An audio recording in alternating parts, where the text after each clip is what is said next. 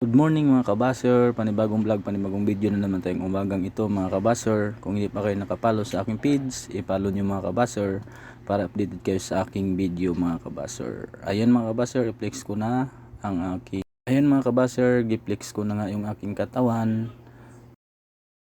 Mag-start sa ating post up. Ayan mga kabaser, ang aking tinira ay post up.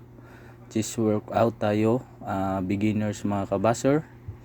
Patuloy lang sa goal mga kabaser na mag-exercise tayo sa ating katawan, pagtanggal sa mga taba-taba mga nira ko ulit mga kabaser yung pangalawa, push up din na nakapatong ang aking kamay sa upuan mga kabaser, na mayroon siyang taas na 10 feet mga kabaser, or anong height yan mga kabaser, tingnan nyo na lang. Kaya yan mga kabaser, tuloy lang tayo sa ating goal na araw-araw mayroon tayong exercise, at para makabawas din sa ating mga taba-taba mga kabaser. Ayan, tinira ko na mga kabaser, kasama yung tricep dyan at kasama din yung abs dyan mga kabaser.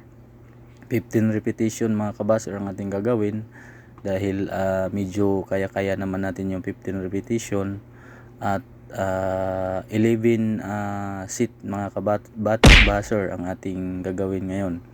Yan, tinira ko na nga yung flex mga kabaser. Habang tinira ko yan, ramdam ko talaga yung sakit at hirap mga kabaser. At tinira ko na ulit yung pangatlo mga kabaser, chest. Tatamaan natin yung chest natin mga kabaser, part din yan sa chest. At talagang hirap mga kabaser. 15 repetition din yan ang ating ginagawa mga kabaser. Medyo kaya at medyo masakit mga kabaser, dahil hindi tayo nag exercise kahapon. Ngayon tayo balik ulit mga kabaser. Kaya hirap mga kabaser. Kailangan kumain ka ng marami para ikay lalakas at hindi mabilis mapagod ang inyong katawan. Dahil ang sabi nga nila, pag nag-exercise ka, bawas ka sa kakain mga kabaser. Pero sa akin, normal pa rin kung ano yung kinakain ko sa araw-araw, yun pa rin ang kinakain ko mga kabaser. Dahil nagda-diet ka tapos mag-exercise ka, lalo na yung push up mga kabaser, hindi mo kakayanin dahil kunti yung kinain mo. Kailangan kain ka ng marami mga kabaser para dadagdag din yung push up mo mga kabaser. Kung 15 yung kaya mo, pwede siya maging 20 mga kabaser, dahil sa iyong kinakain mga kabaser. Kaya dito, huwag kang magtipid yan mga kabaser. Ito mga ginagawa ko, 40 repetition yan, cobra style yan mga kabaser. Ayan, tinira ko na nga, tapos kunting flex. Ayan mga kabaser, ang aking pang last mga kabaser na exercise ngayon mga kabaser.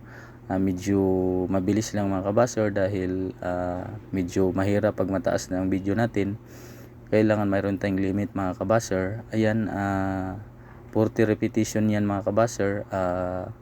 Stretch yan, tatamaan yung ano mo dyan, yung back, pati at chest mo at shoulder mga kabaser. Kasi nagpupusak ba kanina, kailangan mo siya ipump para medyo makompress yung. Tas ang may alam, ang buhay ay wither lang. Hanggang dito na lang. Bye bye.